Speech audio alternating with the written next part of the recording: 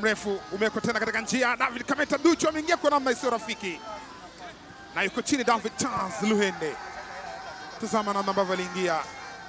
Luhende alikuwa anataka kwenda kucheza mpira kwa kichwa, Duchu akanyanyua lile guu lake na kiwiko cha mkono pia kilikuwa juu. Mambo yatakuwa vipi?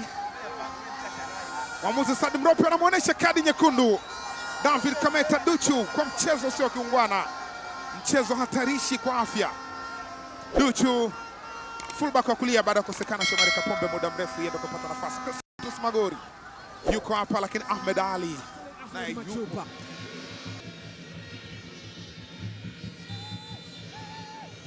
Hamza sema ni fao, wachezaji wa Pamba Jiji wanamfuata Sifu Amon.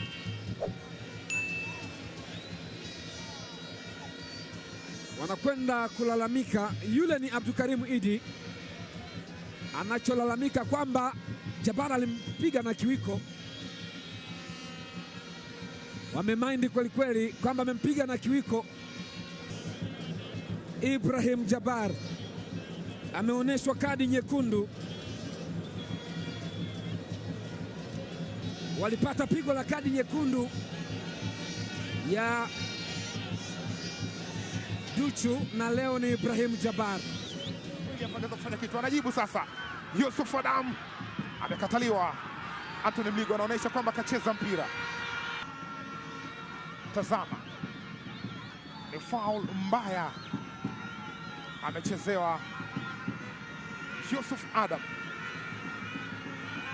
Patrick Roemamu kwa upande wa Simba na Miss Jocelyn Tambu kwa upande wa Singida Black Stars. Mwamuzi ameamuru mpira uelekezwe lango la Simba, lakini Majisachi amefungua ile zipu ya nyuma. Kadi nyekundu, kadi nyekundu, hapana shaka inakwenda kwa Anthony Mligo. Naam, kadi nyekundu ya 3 kwa Simba msimu huu.